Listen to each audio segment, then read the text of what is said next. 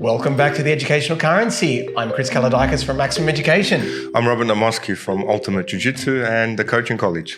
And today we're going to be talking about post-school pathways, potential careers that students might be wanting to pick when leaving school at the end of year 12. And look, this particular topic as well, we're kind of discussing because we actually are at that time of year where students are finishing up at school. They've been doing their subjects in year 11 and 12, and they very often come, in my scenario, to the leader of wellbeing and, have discussions that matter. But pretty much any teacher of senior student often ends up having these discussions, especially when they're passionate in your subject, Rob? Oh, absolutely. It's a question of they've spent 13 years of their life in an education institution and now you're an adult. Welcome to the real world. You're going to have to make some real life decisions and things that, okay, what do you want to do with yourself? What are your interests? And this ATAR that you've got, well, it's an indication of where you're going to begin to study and where you're going to begin. That's it. And so, look, coming right off it, if we look straight after year 12, we've got pretty much maybe three main options which ways you may go.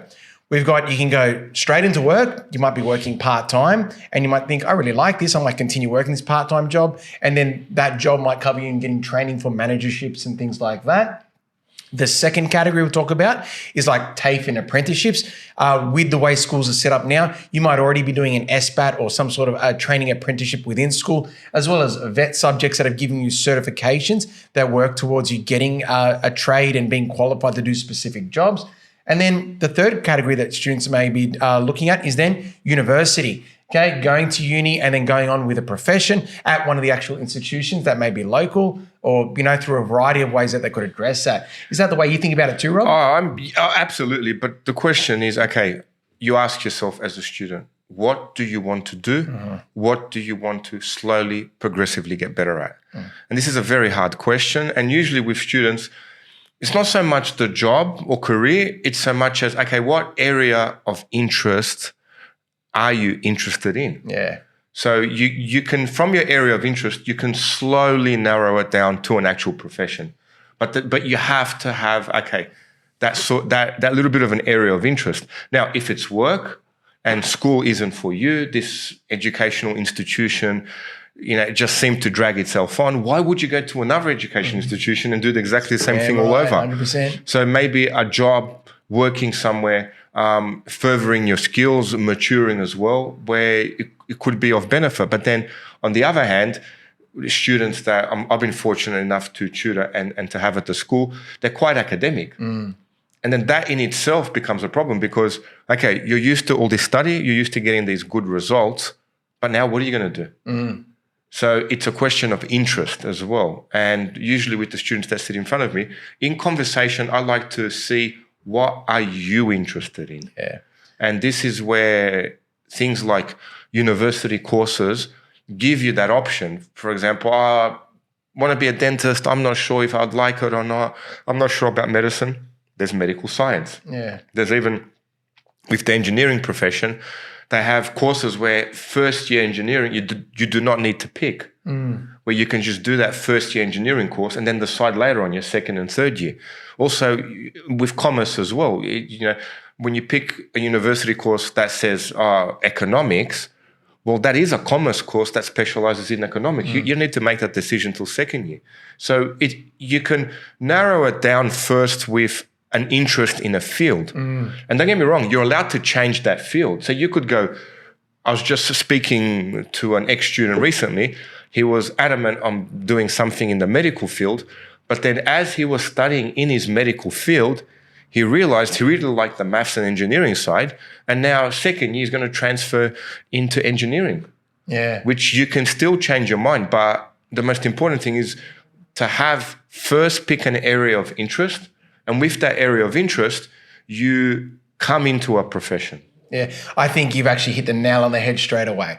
The first thing that you do have to talk about is, what am I interested in? And that is in itself a conversation that you need to be having with teachers and with your parents and all that to really get to the core of it.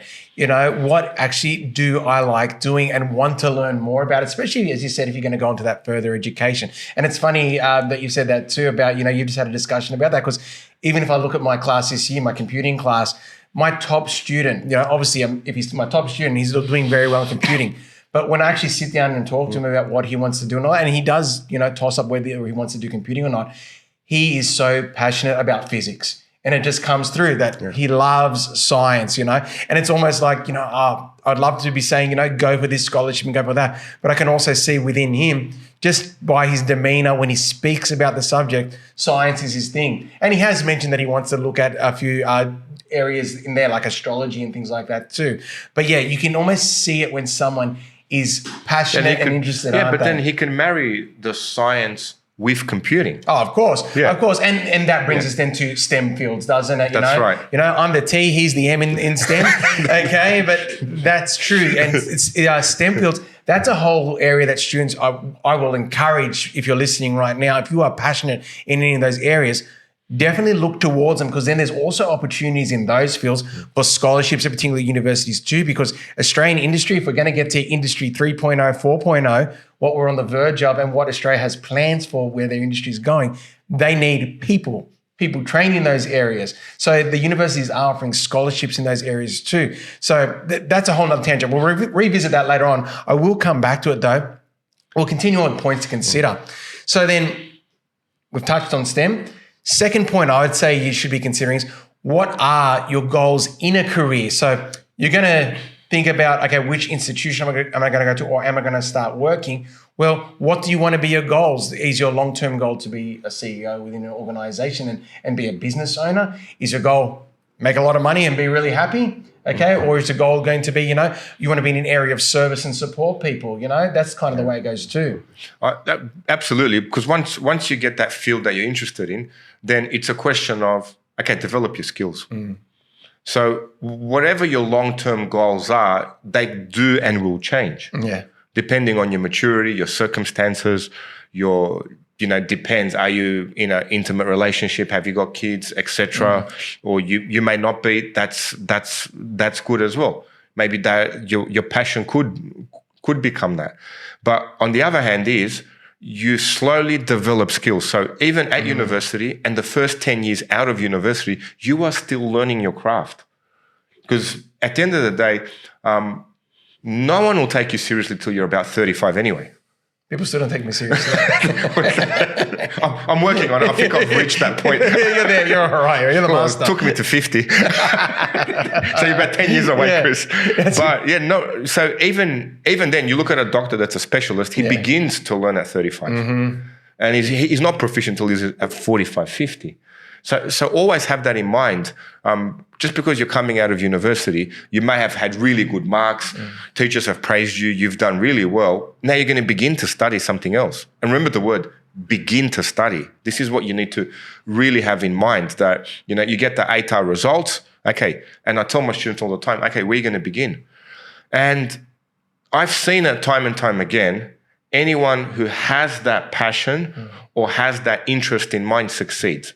And I can give you examples, people who have ATAR and TERs in their 70s that have done medicine, and I've had people get 98s that dropped out of uni that wasn't for them. So it's all just an indication of, okay, your life begins now. And the one thing I tell the students all the time, regardless of the mark, regardless of what you get, if you had a choice to begin any career path you choose, any career path, any profession, what would you pick? Yeah. And you actually really hit on an interesting point there about the institute versus the career. Like if you are an academic, you're usually comfortable in those institutions, but then will you be comfortable once you actually enter into that career too? So that's actually a really good point that you highlighted just then. Yeah, absolutely. I mean, then we'll look at, we've got other podcast topics coming along when, maybe our next podcast topic, we'll dwell on that. We'll surprise you with it next week. No spoilers, mate. No spoilers, okay. But it is that at the end of the day, you're honing your skills in, you're becoming a professional, even though you may think of yourself as a professional. And what is a professional? A professional is someone that makes an income from doing that profession. Yeah. So that's the best way I describe as a professional. That doesn't mean, you've stopped learning. So back to, with the career path, then you got to look at education versus employment. Yeah. Well, you can have the balance of both. Yeah. You can go uni or TAFE part-time. Mm-hmm. You can get a job in the real world that is within that profession and then study at night anyway. Yeah. For people who are, I want to do commerce and accounting, you'll be doing that after you graduate. Yeah. Because even you realize, besides engineering, which is a tough course, but with an engineering, you actually finish and you graduate as an engineer. When you finish your law degree, you're not a lawyer. Yeah. So you'll have to study at night anyway. You finish an accounting, you're not an accountant. You got to do your chartered, your CPA. So you have to study at night anyway. So education versus employment, it's a balance of the two. And you will be doing that regardless of your profession. And that, once again, will depend on your own personal circumstance too. Because then some people, as we said, they're not into the study. So they might be of the mindset of, you know what, I will just go find a job. Or they might be in a state where they're in a financial situation. And in that state, you might be like, I got to work, I got to support myself, I got to support my family. So we fully recognize that too, of having influence there. And as said, that can also factor in that you work through your workplace's hierarchy to build your skills and then get more opportunities there. Absolutely. And then eventually you may go back and study. I know I've had students in the past, just previously had a coffee with a student, it was probably a few months ago, where he actually had to go back and study at university. Yeah. His high school was okay. He was a little bit of a rebel student. And then he found his interest in surveying. Yeah. And became a very proficient, very passionate surveyor. And he was doing all the work, created his business, but then person with a university degree was signing off on his jobs. Yeah. So then he, later on in his late 20s, early 30s, went back to university to study to get that degree. So you can always upskill yourself and go back to study, especially as your career needs it. Yeah. And that is almost a more authentic way. It was very natural. He went and worked, saw a job that he liked, and then kind of gravitated towards it. Then entered university as a mature age student. And sometimes that's the way, because we've mentioned before when just talking about subject selection or that, we can't expect young people to always know at the point of graduation what they want to do with their lives. So sometimes that working and getting into a particular field or dabbling across multiple jobs, and getting that experience is a great way to go, when you are uncertain, and then really then find your craft by doing it. Absolutely. And you can change into different fields. But the most important thing is whatever field you're in, do it properly. Yeah. And even if we just go back to our previous point there, that also shows how goals will change. Okay, we have short-term goals, and right now a student in high school's goal is just to pass HSC and hopefully get a good ATAR or just to graduate and continue with their apprenticeship. But then once you do start working, and I think any student out there should be listening to this, your goals will evolve and change. Okay, based on your experiences, you may jump between tertiary platforms, okay, in order to learn and find what you like. And then even as we're going throughout our careers too, I remember my goal was always to become a leader of wellbeing, a year coordinator. And then I got there at 30. And so I'd already achieved my most major goal. But it's funny that a mentor said to me, as you start achieving goals, more opportunities then start coming around too. And you start getting pulled in different directions. And as we start getting more respected in our careers too, people start coming to you with opportunities as well. So goals will always change and bring it right back. As long as we're showing our passion and our interest, our first point too, those opportunities will come along as well. 100%. But again, be careful. I don't like this. Chop and change. Yeah. The problem with that is, well, whatever you've picked, see it through that year.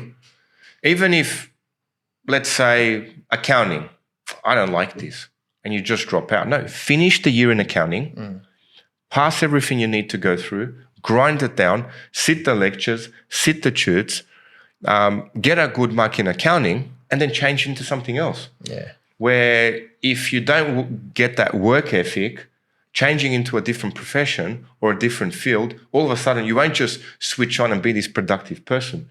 So you need to have that tenacity and have that work ethic. And if it's hard, well, you need to get through things that are hard. Yeah. And this is where people can drift afloat for years. Yeah. And it's all good and sweet. You're 19, you're 20. You're 25, you kind of need to do something. You may make that choice. But it begins to look bad at 30. Yeah. You've got to be careful. You don't want to become a full-time student who's just racking up a big HECS debt. Something that's going to then inhibit you from, then putting down a deposit on a house and really impact on your income too. And you're right. You pick the pathway, grit it through, because it's funny, careers are a journey, and you'll be surprised. You'll do things in your life and you think, okay, I diverged from what I wanted to do and all that. But it's so funny how sometimes those past experiences, and they make you stronger. Okay, they make you stronger. Then suddenly you can recall back to that, and there was something that you learned back there, and that has enhanced your skill. Because you grit and did it, okay, it has benefited you. Sometimes there are natural pathways where you can change over and it works well. But yeah, no drastic changes. I agree with you 100%. Whatever you pick, grit it through. Grind it down. Grind it down for that year. You picked it, see that year through, pass all your subjects, and then change. Yeah. You build that strong work ethic. And remember, it's a career. You're getting paid for a profession. Now, why are you getting paid for that profession? Because you wouldn't do it if you weren't getting paid. Yeah. So that's another thing to be careful of. It's not something that's going to bring you the uttermost joy and happiness. Yeah. Yeah, not every part of your job you're going to love. Okay, obviously we're passionate teachers, but it doesn't mean we enjoy doing every single part of it. There is going to be times where we've got to grit and push through. Lunchtime duty. lunch, depending on the yard, that can be a punishment. Hours of marking and late nights and all that, and putting together reports. So there is always a downside, and that's different for obviously every educator too. And actually, just on that too, with the actual pathways as well, and where you jump to too, and how your past experiences can help. I find too in teaching, they're very good, aren't they? Thanks, Kate. Thank you very much.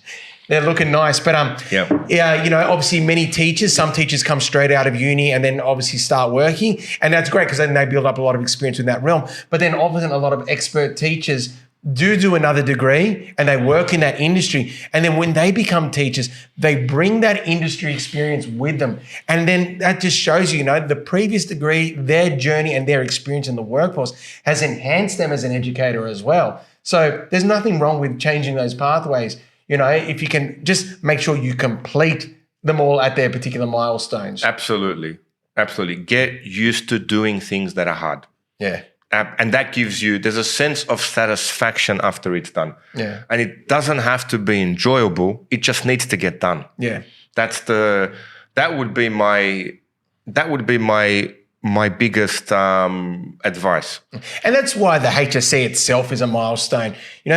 I don't think anyone enjoys doing the HSC, but you grit through it, you push hard, and you know that it will get you to somewhere good. And so it really is, a rite of passage, and just the year 12, year 2, even those students who didn't do a HS or didn't study for ATARs, but still stayed to get their HSC completed. They wanted to be finished and out there working, but now they're at least leaving with that high school qualification that can help them get jobs. So that's extremely important as well. Oh, very.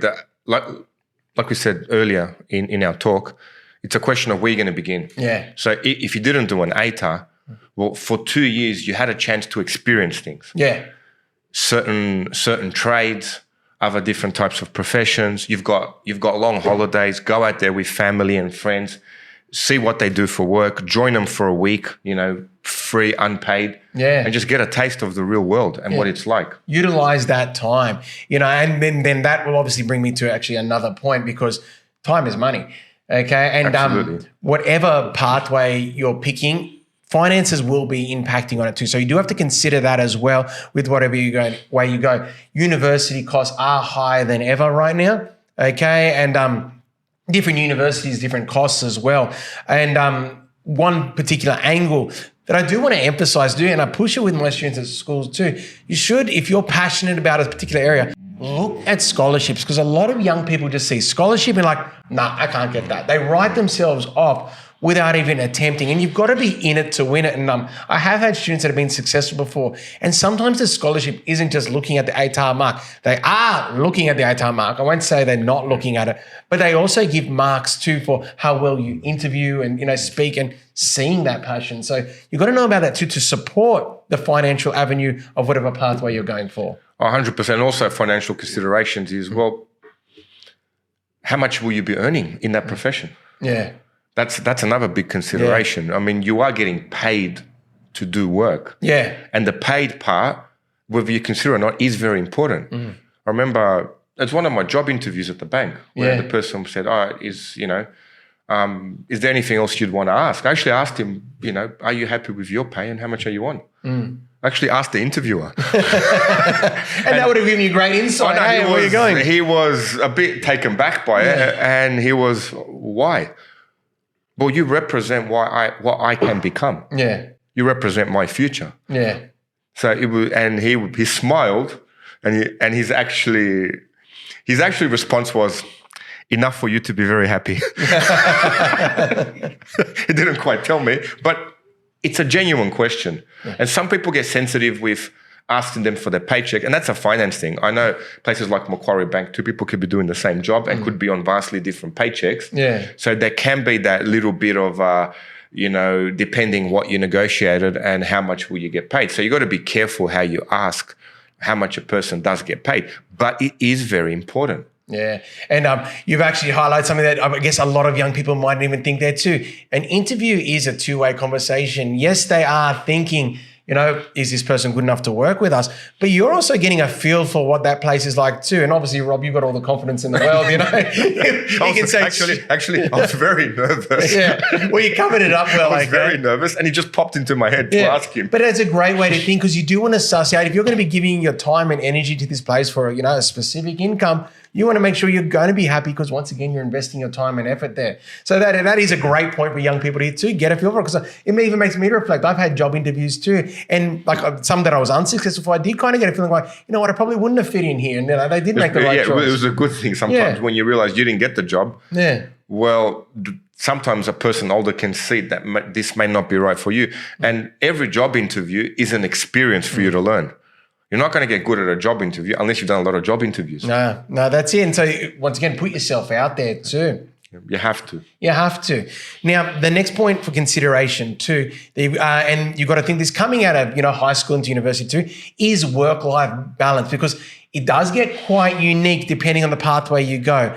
Those who do go into the more trade apprenticeships, they're working lots. They're usually the ones that are doing long hours straight away out of high school in order to progress in their apprenticeships. And obviously they accelerate very fast too, and they're being paid.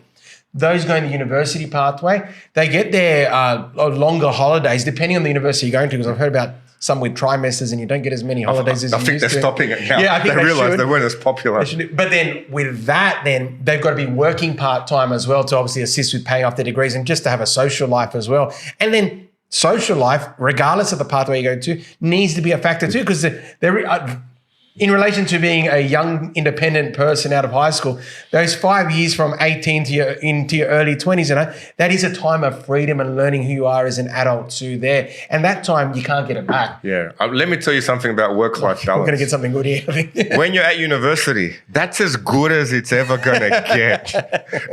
Let me tell you, you think you're busy. You are not.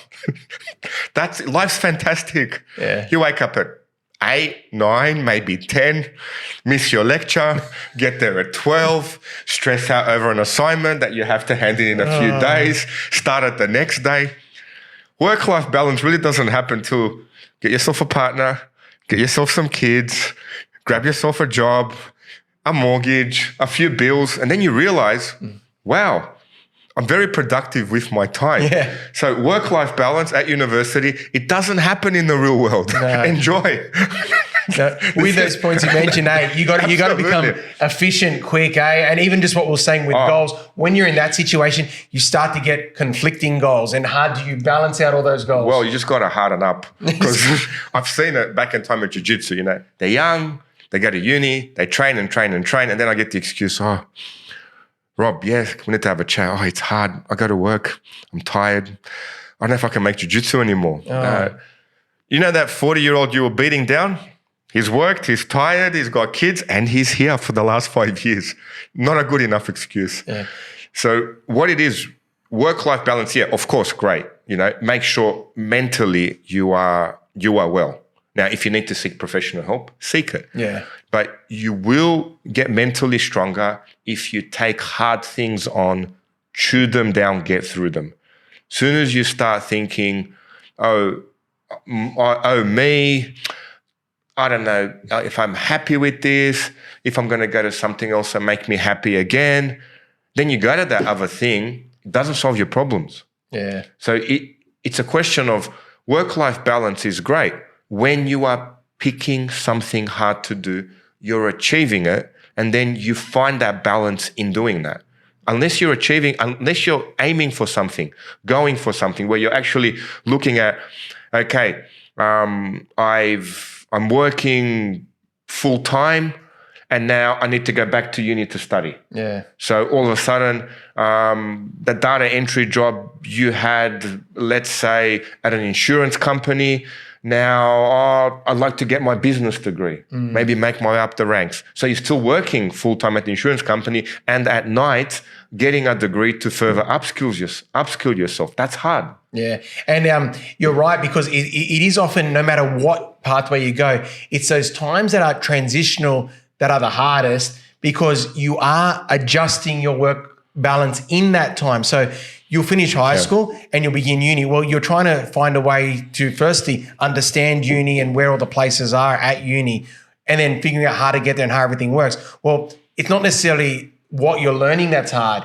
It's finding logistics and figuring out how that will factor into your life. And then oftentimes, I found with my experience, it's your first year of university that was your hardest. And the same with your apprenticeship too. Often, the first year apprentices have it tough, and you're obviously getting sometimes not necessarily the harder jobs when you're on the job site, but maybe the more tedious jobs that you are trained for on the job site too. And then you getting the balance in your nature of, I've got to get up early mornings and get to this location, pick up this person or pick up this resource. So, it's the adjustment times that are stressful, but then once you've seen it out and seen it through, it's been proven you are happier grinding it through. Yeah. You are a happier person. You're a more well-adjusted person. Yeah, and it's increased your capacity, and your resilience. Absolutely. So that's why, back to what we were saying before, whatever you've chosen, see it through to the end of the year. Yeah.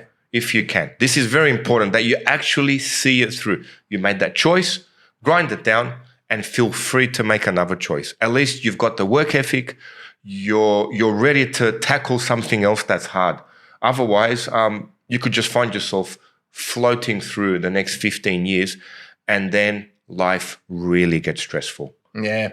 And I guess, Rob, that brings us to our next point then of location. And then we do have to think about, okay, we live in a city and we've got multiple tertiary platforms around, whether they be TAFEs and universities. But then also there are people that might live, in remote locations, and they have to move in order to come to those, or vice versa. People want to study something, and it could be in the area of agriculture, and they've got to go out, or there could be a job opportunity, and there are many great job opportunities outside of the main cities. Or if you really want to specialize in a particular area, you might need to go abroad in order to get that particular study that you want and be in the kind of realm, the industry where it's most successful in the world. Yeah, location's a big one. Yeah. Location's a big one, especially, most people in high school, you could say, are living at home, a very, very high percentage. And then moving out straight away could, unless you are 100% certain, you've had it in your head as your passion from very young. This is the profession, all you've ever wanted to do, and you need to go. I think the most interesting one I ever had was a student wanted to be a fish farmer. And I went, what?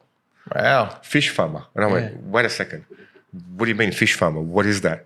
He had to go to Adelaide University. Yeah. And I go, are you sure? Yep, 100%. I've always wanted to do that. Now, he was quite driven. He really wanted to do this for a long time.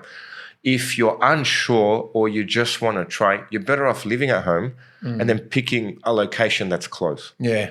Because on top of all the other stress of actually starting something new, going from high school into a university environment, moving out of home is that extra added stress that if you can avoid, do, unless you are absolutely certain on that profession that requires that. And that is only something you can decide.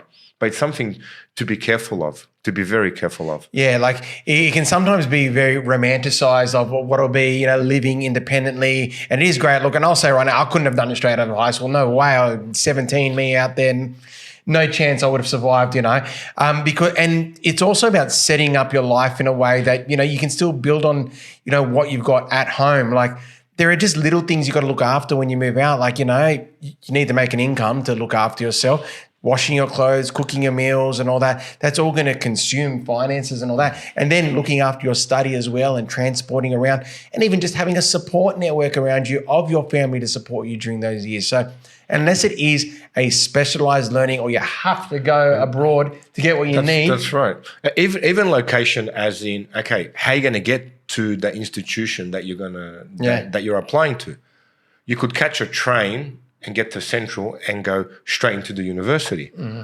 Or that's something like UTS or University of Sydney. Yeah. But then from, say, where we are to Macquarie University, you've got trains and buses. Yeah. So having that transport factor as well is something you need to consider with location. Yeah. So location, don't think about just I'm moving out of home or I'm going to move out of home and have that American college experience. Yeah. Because that American college experience... It's fictional. Oh, I think I forgot the guy's name. I think I heard him on the internet. A psychologist went, okay, your brain's not developed. You're 18 years old. You're in a dorm full of other 18-year-olds. Having these parties and this alcohol, at what point do you drop out? Yeah. So, I mean, in Australia, we don't have that as much. Most universities are centered around where students live. But then you do have people who live, further out in farms or in small country towns. Yeah, and then they've got to do it in that instance. But a small country town person, you have to admit, their kids are a little harder. Yeah. They're a little bit more They've probably been working and helping out the family. Helping out. So you could say they could be a little bit more mature with that. Yeah. And they've always known that, okay, I'm going to have to go into the city to study. So the decisions they make can be a bit more serious with impacting the family's income, family having to pay for it, or your study and your everything else. That doesn't mean that us in the city don't take it as seriously. But if your child had no other option and you had to send them to Newcastle to study, you better make sure you're picking something good. Yeah, and that's right. It's going to enrich their life. That's right. You don't think we're just being ethnics and we're going to live at home until we're 40 and, mum and dad will look after us. 35's the line, okay? Then you got to start thinking about getting out of the home, okay? Mum and dad's Well, I'm cooking. born in Australia, so 25's enough. It is. But look, it is a smart financial and work-life balance decision to stay at home as long as you can. Now, probably the last point I'll try to bring up here too is, you are in year 12, you've got a vision of what you want to do. It's also good just to have your backup plans as well, okay? That backup plan could still be going towards the same tertiary direction, but also thinking across the board as well. Like with myself, I was targeting for teaching, but if I didn't become a teacher, I was actually thinking about being a fireman and getting trained in that way. I was big on my fitness in high school, and I thought that might be a great way to go too. And once again, it was that kind of service area, wanted to help people and thinking of it like that way as well. So have alternative ways too. But I also was well aware too, there are challenges in being a fireman as well that I would have found challenging for myself and my own nature too there. So it wasn't that I thought one job was better than the other, but then it's what would I be better at doing as well in that decisions there. So have a backup plan. True. I think in my case, I'm definitely headed for the police force or the army. Yeah. And then I got the mark and my family just came crashing down on me. Yeah. It was like, okay, now you've got a good mark, you're wasting it away, et cetera, et cetera. And so that kind of swayed me into other things at university. But like I said before, have a lot of conversations. Have conversations with your family, with your parents, with teachers at school that you like having conversations with. Have a conversation with an older cousin or someone down the street that's at university. Even have a conversation with someone that's retired in your profession. Yeah. And that's our goal of the podcast too. That's what we're going to look at, bringing people in for that. But as a young student, welcome to the real world. Yeah. It's time for you to do your own research now into the profession that you are interested in. The 3 months out of university isn't about just, going to schoolies and relaxing. This is it. My study is over. I mean, you do relax and maybe get yourself a part-time job, financially support your hobbies. But it is a time for you to do a bit of research on professions. Yeah, and the possible ways you can go. And you've actually already highlighted something that's going to our next part, okay? Before we get into that next part, though, we will pose a quick question, and I'll ask you, Rob, too. Finishing uni, you're a year 12, finishing high school, sorry, you're a year 12 student. What's your view on the gap year? Daddy's got a trust fund. You're worth millions. You don't really need to work. Stock market's going well. That's fine. You can do uni in a few years' time when you discover yourself. For the rest of us in the real world, I don't recommend it. No. You are used to the mechanics of studying. You're used to reading, writing. You've got that built into you. Having that gap year at such a young age, at 18, you really can't do much. First of all, you haven't got the finances, etc. If you do want a gap year, it could be something that you can look at, 3-4 years into your profession. Yeah. You could finish university at 20, 21, start working at, say you've got your first career job at 22, 23, say at 26, 27 years old, take 6 months, go work in Germany, go work in Europe, go work in America. Actually, as a professional, do travel. And with your profession, you'll have more money, and you'll see the world in a better way. With a gap year, when you think about an 18-year-old, what are you going to do for a year? Yeah. What, are you going to work in a bar somewhere? You're 18 years old. What life experiences do you have? Yeah. Like I was joking before, unless you're that wealthy where, your gap year involves, your parents funding $100,000 for you to just travel. A holiday for you. It's just a one long holiday, and then people like that end up coming out more stressed than when they left anyway. Yeah. But usually, don't forget, at university, you've got semesters, you've got breaks in between that semester. If you got a part-time job, you can pay an airline ticket, 10 days, go see Italy. Do a Kentucky tour. Yeah. Oh, they're the best. We did a few of them. That's another episode. Oh, definitely. But you can slowly travel and see the world. A gap year at such a young age, I wouldn't recommend. But then at university, you can do courses that have international study. I've had students in the past, one did law, and she spent 6 months to a year in Germany. And she's doing really well now in her law degree. So within your actual course, they do offer you overseas study and opportunities to meet other cultures and people and experience that. And you're experiencing it in a more positive way. Even, let's say you don't know what to do. You completely don't know what profession to pick. Support yourself that year. Pick a job. Yeah. Get a job. Dabble. Support yourself that year in your expenses, your living expenses at home. Work for 3-4 months and then actually go travel to Europe for 6 weeks, come back. But within that 3-4 months that you are working, you need to self-educate, read books, educate yourself, in your own way to know that, okay, I am progressively mentally getting better. There's certain fields that I'm interested in. I'm reading books authors have written. So instead of just, I've got a gap year, I'm going to relax. I'm not going to grab a pen and write. I'm not going to read anything. What are the chances of you going to university or studying after that? Yeah. You're losing momentum, aren't you? Yeah. So, look, I'm on the same page as Rob there too. Like, if I do wear my well-being hat, I can see, you're stressed after the HSC, you deserve a break. And I agree that is the way, okay? And I think 3-4 months that you get between HSC. November, December, January, February. And March is when you start, I think. Yeah, I think 4 March months is you have. I think that's enough. Go nuts in those 4 months, reward yourself, you deserve it and all that. But you don't want to lose momentum. And it's not like university is not going to be the same as your HSC year in year 12. As I said, it will be an adjustment. And first, it'll be tough, once again, finding a balance and all that. But you've been working hard. You want to keep that work ethic going and be ahead of the game. And you said it great too. If you want to travel as a part of your pathway, maybe there is a tertiary pathway where it can be integrated, international internships, ways of learning. That's the way to go about it, because, time is finite and you really do want to establish yourself as you can. And I think the other thing to have in your head too is, if you are going towards a pathway where you're interested, well, that's part of the journey and part of the fun, and if then, as you said as well, if you then travel after you finish your studies, you can do your profession in plus potentially a country in the world where, that's the market to be in for that. So if you've studied in film studies or entertainment, you go to over in America and you work in Hollywood, but you've actually got your credentials already. Now you're building connections. It's actually a part of your journey. It's a better way of doing it than going there with nothing and just winging it and seeing where you're going. People take advantage of you in that area. Oh, you're too young for it anyway. Yeah. You're just too young for that. Yeah, too young and too naive.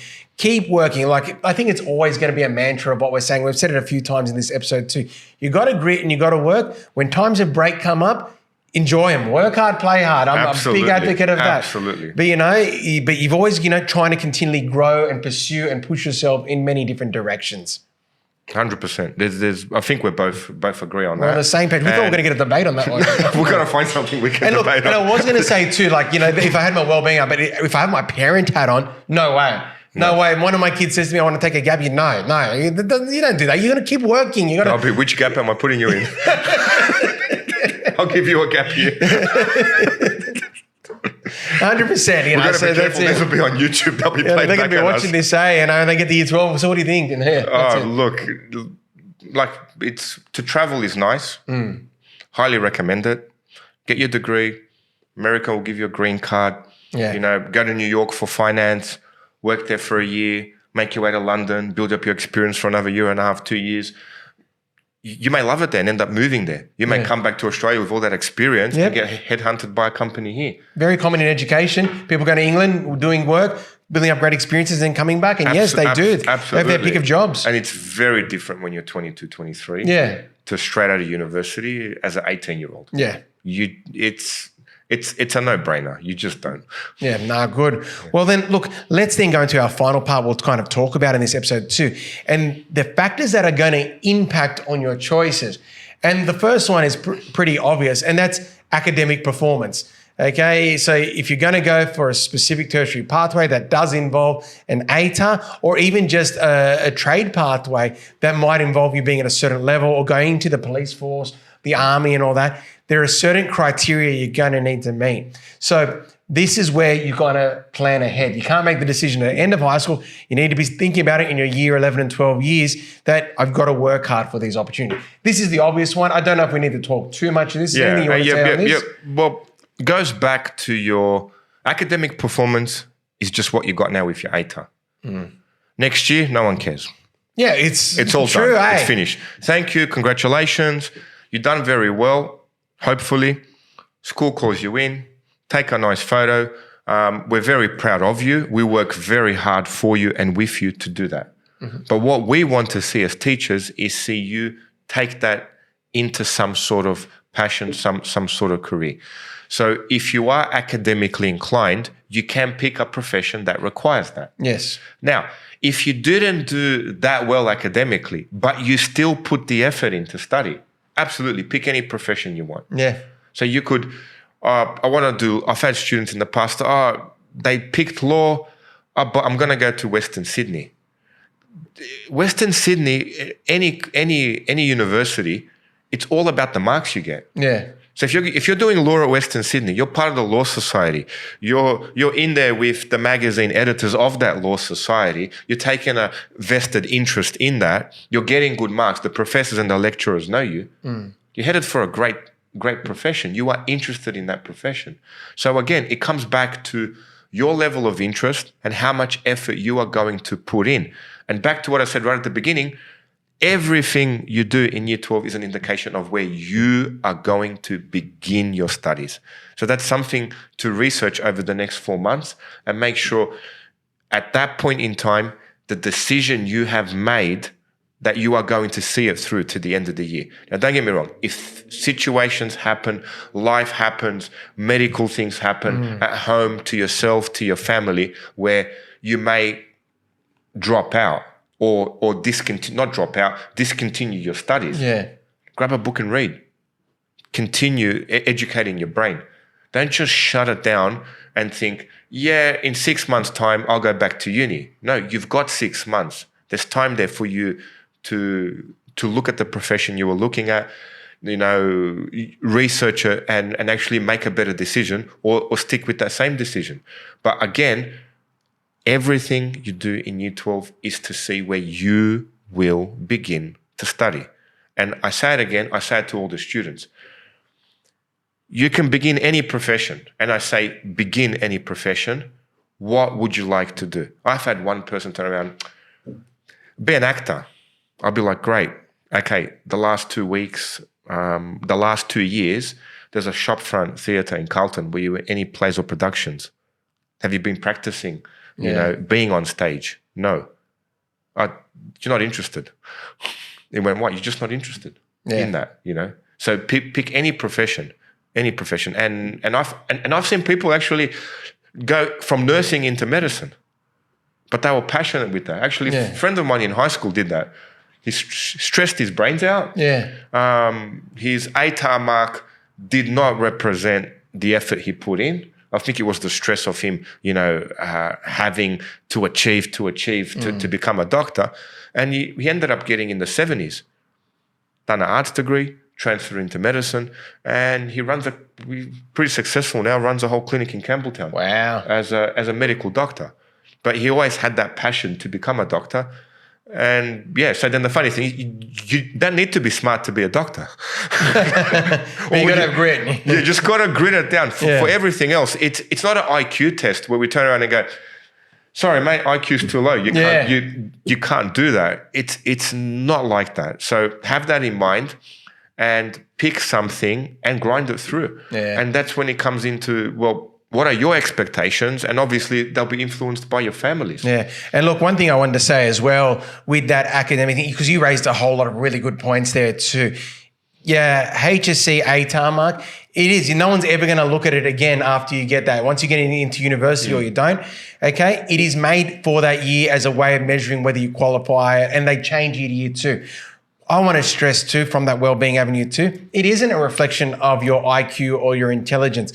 It is really just assessing how well did you study in your HSC year and how well you are reading books and doing exams. And that doesn't mean you're intelligent or not intelligent. We all have different strengths and learn in different ways and show our skills in different ways too. So never feel discouraged by the fact you don't get the ATAR that you might have been hoping for initially to get into that workforce that you wanted to go, or that career pathway you wanted to go to too. And you said it great with that example too, that people have then, got a particular ATAR. And then, they did an arts degree and then they've transferred over and they found their way there too, because once again, the foundation is interest and passion. Absolutely. So if you've got that, people will see it and you'll still find your way there. And even if it is that you're doing a lot of, ways of dabbling in that industry, like you said, going down and doing in plays and going into different areas, or just work experience in different areas, and then using that 3 years between high school and going into university as a mature age, that's still viable too, if it means you've actually preparing yourself as best you can once you do get to that point too, because you know that certain exams aren't the way to go, that isn't your skill level. So just keep that in mind. There's always other ways of getting there, and the ATAR isn't a reflection of your intelligence. It's just how good you are at exams. Okay, so never be discouraged by that, but it is a tool for obviously getting to certain pathways. And be careful, if you get a high ATAR, and you don't like the course you've picked, do not fail those subjects. Yeah. Because then all of a sudden, when they recalculate ATAR, it's not that high anymore. Yeah. It's another thing to be careful of. Yeah, so then you've obviously just touched on the next point that we're going to go to too, and you actually brought it up a bit just before too. Another impact on the direction you might go is family expectations. And this can be twofold, okay? There is kind of like, you've been working hard. We know you're strong academically. Okay, go on to this pathway. Expect to go to university no matter what. That is a common discussion that happens in many families that I've seen. Okay, sometimes it is to provide moral support and really push their children to go the best way they can. But sometimes as well, they're working against the grain.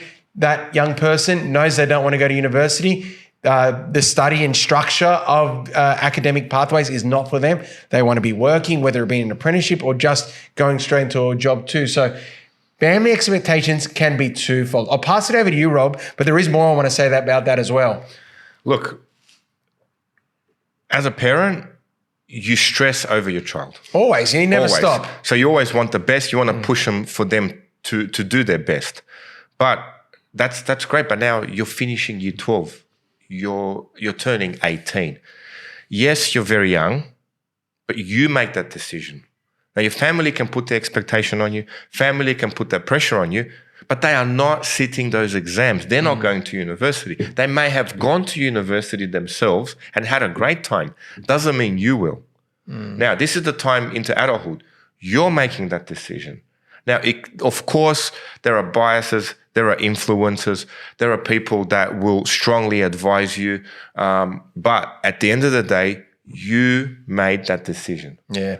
And family, as much as they love you and they want the best for you, and obviously do listen to what they say. It's not a question of just, being that rebel and bouncing against what your family is saying. There are a lot of pearls of wisdom there that you do need to take into consideration.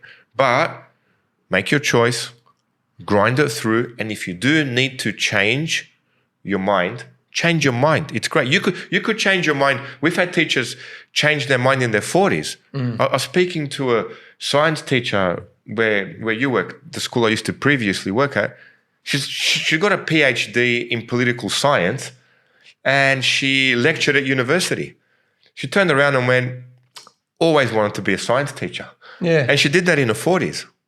This is a lecturer with a PhD that was working at university that wanted to be a science teacher. And you can change your profession. But if you have that work ethic, you can grind things down and do hard things. Whatever you change, you have a higher chance of being successful at. That is the one thing I cannot stress enough. You can look up at the research. You can talk to psychologists that will probably spell it out for you a lot better.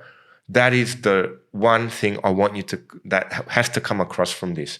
Pick whatever you're going to pick, grind it down, see it through to the end of the year as successfully as you can. Put the effort in. Attend your lectures. Attend your tutes. Don't think university is there for you to just sleep in 3 days, then catch up and just hand a piece of paper in that they pass you. I mean, this is something that I say to the young maths teachers that come in, as I've mentioned it before in the past. While you're at university, get your notes together for what you'll be teaching in mathematics or your subjects. Yes. That's being a professional. That's getting yourself ready, and you can do that for all other fields.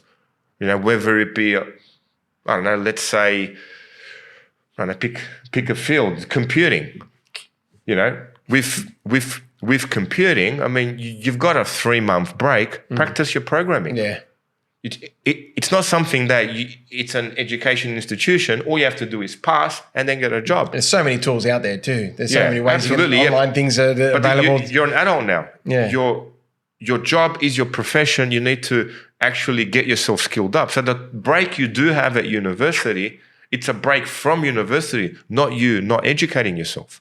If you want to be a psychologist, well, you're studying psychology, your 3-month break should be you reading journal articles on your interest in psychology. So by the time university starts, you're writing an essay, you've read 30, 40 journal articles that you're ready to put into your essay with references, et cetera, et cetera. That's just a profession I just picked at the top of my head. Yeah. But look, you've actually highlighted something really good there too as well. In relation to your family expectations, show your passion. If there's a certain direction you're going to go, utilize your time and show your passion about a pathway that potentially your parents may be skeptical on. If you show you're passionate, they will support you because obviously they love you more so than anything. They just want to see that you're going to be okay. The one thing I want to say too, though, is respect your parents' opinion too. They've lived their lives and their experiences, and there is a reason they might be saying for you to go a particular pathway. While you don't want to believe it as a teenager, they know your skills, your passions, your work ethic, and are possibly guiding you to a particular way where they think you might be more suitable, but also potentially a particular pathway where they feel they can help you more. It could be that you are working for a family business, which is obviously very common, and you're very lucky to have that opportunity if it is available too. Or it could just be they work in that particular sector, they have connections, or they feel they can give you their experience and look after you better. They're actually great assets to have. So don't just be defiant to your parents' perspectives either, because they probably are coming from a very good point and are really trying to help you as well the best they can there too. So I think there's also a positive that you should try to listen to. But then as you said, Rob, as well, if you want to go an alternate pathway, show it. Show that's your passion. Prove them wrong. Absolutely. Yeah. And it don't just fight against the system.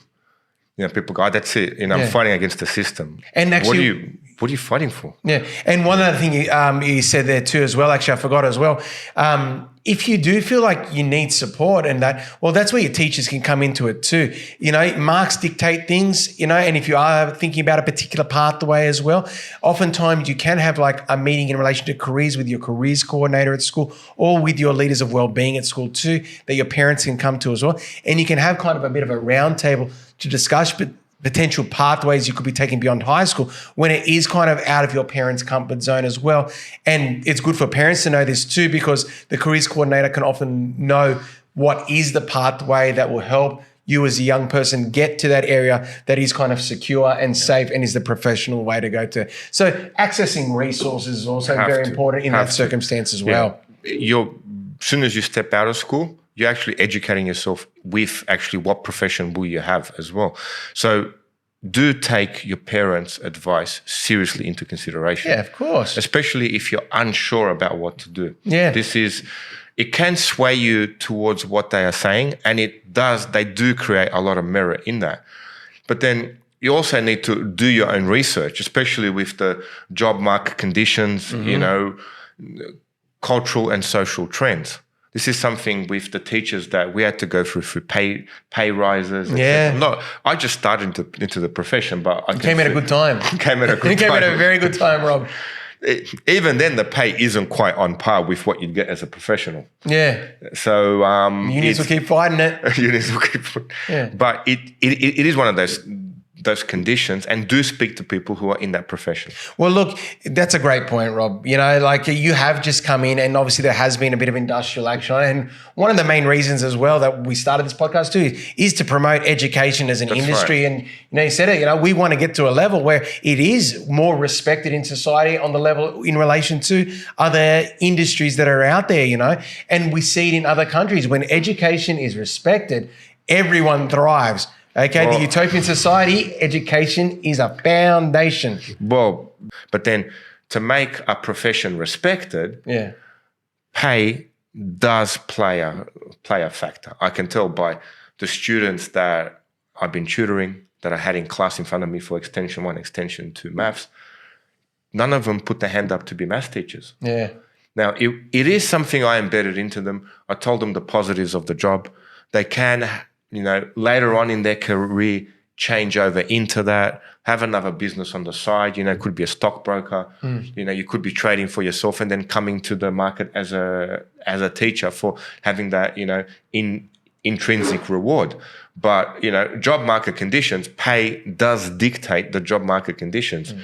And there's another side to that as well. Obviously, the pay is a factor too. Yeah. But then on another note too, and obviously we're teaching right now at the moment, where are the jobs? And I always say when I started teaching, there wasn't much job availability, and you really had to, do a lot of casual at different schools, and they won't give you a full-time contract, and it was very tough. Whereas now, because there is a shortage, graduates are coming out, like they're not actually even coming out. They're getting scalped in their fourth year to be working at schools right now because there is a shortage. So there is a lot of job security when you do come into absolutely. I haven't even got a resume. You haven't even, and people are grabbing you all over. It was one of those things where, I did my prac there, a friend of mine worked there, came as a casual, I had a job in a month. Yeah. Without even handing in a resume.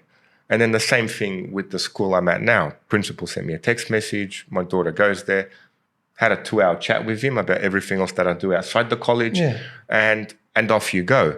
So with the market that's available now as a teacher, if you're a good teacher, you could literally pick where you want to work. Yeah. Literally, the shortage is I've had people that train with me in jiu-jitsu, they've had to take time off for their honeymoons in public schools, and they've collapsed their classes. So they literally can't get anyone to actually take the class, even casuals or any other teachers. And I'm not sure if it's improving, but it is quite dire. Yeah, I think it is improving. I am starting to see more prac students starting to come in school and all that. But, and I also want to mention too, and I'm not just talking about teaching, you should have your eye on whatever I pick, will there be jobs when I leave? Like that's the point we're really trying to make. We are experts in the area of education. But 4 years might sound like a long time, but it takes that 4 years to have an applicant that can fill that position too. So if you're thinking that, oh, look, the jobs will all be taken up by the time I finish uni, well, probably most likely not. Okay, the way the data is looking, like, yeah, you got to get you process. Is it getting better? I think it is, and the pay has improved as well. Okay, so hopefully that's attracting more people to it. We want more. That's the whole point of the podcast. We want to attract more people into the profession, but every teacher we've had here has said, okay, I'm not going to get rich doing this, but these are the benefits. And they love it. Yeah, absolutely. They love it. And, you've seen as our audience, their passion too. And that brings us back to our first point. You've got to be passionate and interested in the pathway for to do. teaching, I believe you're a born teacher. Yeah. You're just naturally born for it. Yeah. You know it. Yeah, you know it straight away. Yeah. It's one of those things that's just in you. You... At high school, anywhere else, you've taken sports, you've coached them, you've helped tutor kids, etc. And it's just something inside you that drives you into the job. So if you have got that in you, yep, definitely. Try teaching. You can also do tutoring as well to supplement that income. That and LSOs too, when you're at uni too and getting a bit of experience. Absolutely. Find out if you like it that way too. But look, on that front with teaching, we'll keep fighting the good fight on that front. We're here and we're going to but we have to make the positives with the negatives as well. Yeah. So, but in teaching, you do have that spare time when you do get spare time to actually do supplement your income with other things. Yeah, and so it can be extremely viable too, fitting into your work-life balance there as well, okay? But yeah, make sure that whatever pathway you pick, the job opportunity will be there after you, okay? Because you don't want to have, and we've probably heard stories of people who have done specific degrees, they finish, what are they going to work as now? That's right. But here's something for you. I'm going to ask you, what about technology and automation? Look. What's happening there? That is a very big factor you got to think about because obviously we are in this transitional state with industry. Okay, mechatronics is on the rise, okay, which means we have a lot of robotics and automated systems coming into workplaces, manufacturing workplaces, but not just manufacturing, into many workplaces too. They're even showing building sites where they've got, robots helping with the building of the walls and all that too. So you've got to plan ahead now that you could be heading to a job that might not be done the same way as it is currently now. Okay, with AI, once again, combining with mechatronics, things are changing in particular industries. So keep that in mind. One of the most popular degrees that, that I've seen many people passionate about, graphic design, it is one that is changing rapidly at the moment. Now, it's not dire that, graphic designers are gone, but AI now is a part of graphic design. That is just the way it is. So you've got to build your skills in AI, okay, if you're going to be a good graphic designer now. You've got to factor in that I need to know that tool. It's not just going to be my raw drawing now, which still, at its most purest form, you will do your raw drawings, okay, but you'll be factoring in AI into that too. So industry is changing. Be on top of that. And I saw it with my father too. Okay, my father is a fantastic draftsman.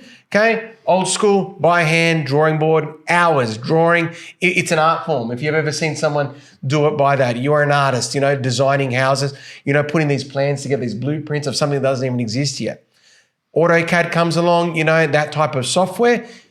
There goes that skill. That skill is gone. Now, in my father's instance, he retrained and learned how to use AutoCAD, was able to apply his skills in that area, and was still able to do his work. You still can't beat his experience. No, you can't beat it. And even with the technology too, he was amazing because he had that experience behind him too. In the computing area, we call that the changing nature of work. You've just got to be prepared to change in your career with the technological upgrades that will come a part of it, okay? So just keep that in mind too about the pathway that you're going to do that. If technology is a factor, or even if technology isn't a factor yet, it's probably going to become a factor. It will be. It will be, and you really do have to adapt to it. If you're going to think long-term with your career, okay, you want to use it. Oh, it's one of those things that you're constantly learning. Whatever career you pick, you have to constantly be learning. Yeah. And like you mentioned and hit the nail on the head, technology and automation will be a part of that. And you can probably, like you said, it will probably even come into teaching. Yeah.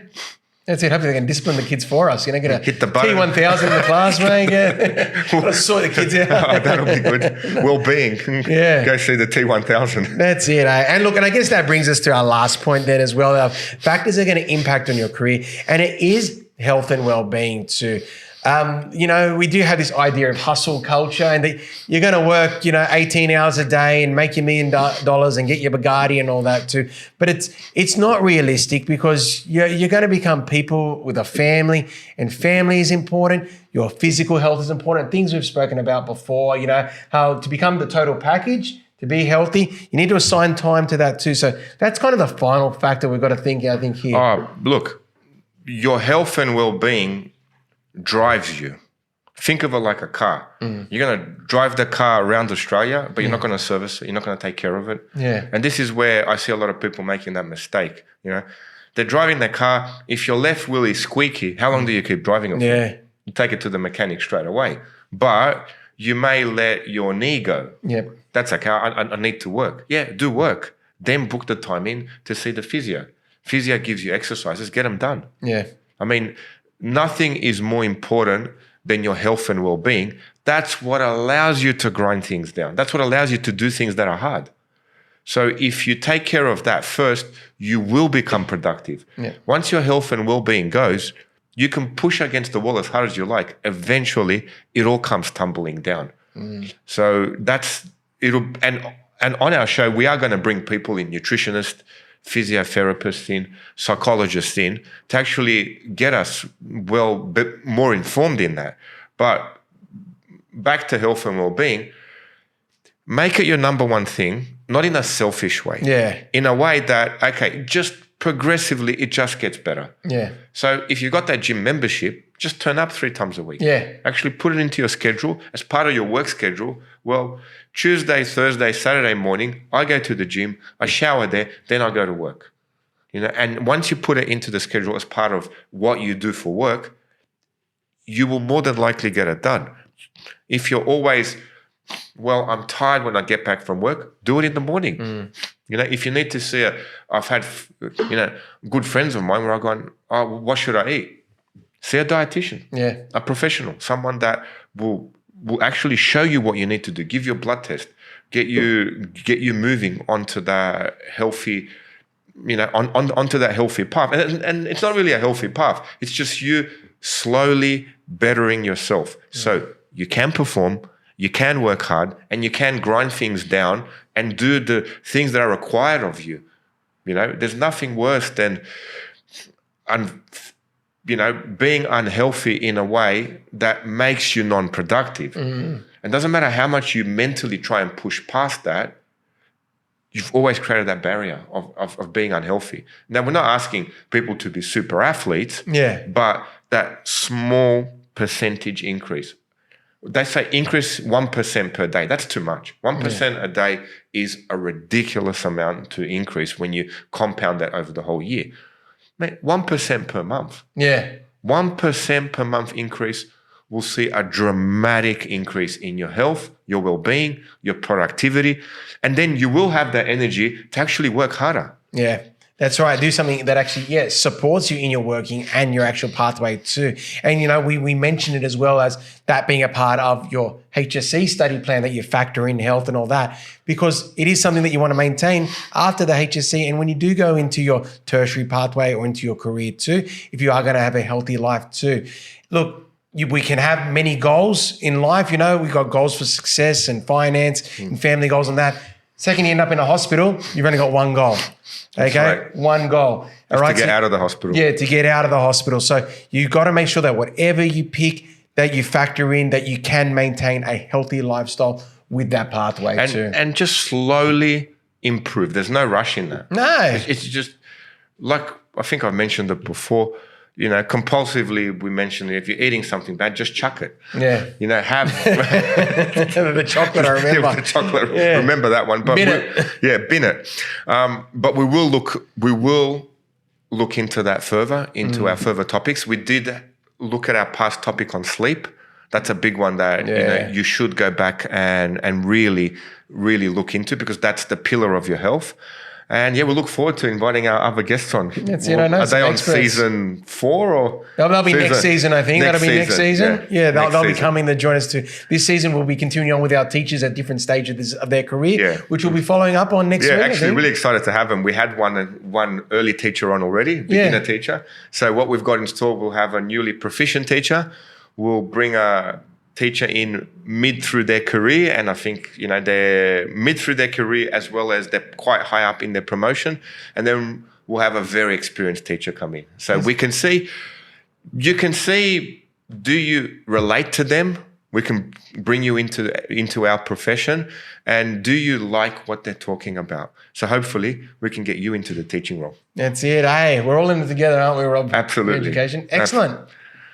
Okay, thank you again for listening to us. We are getting quite better at this. We're doing all right, eh? We're getting long. I'm just looking at the timer here. Hey, the banter's going well. Yeah. We should also throw out a thank you to Kate, who's getting our lovely new cups. Absolutely. Look at this. That. She's ching ching.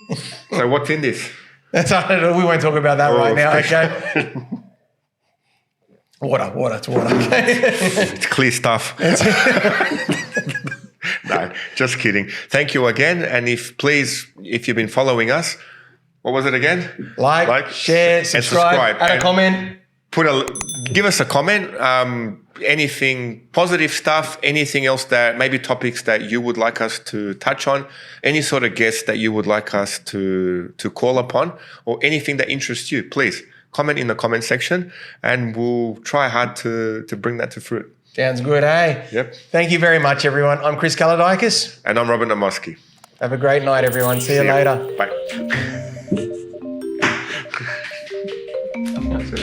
Bye.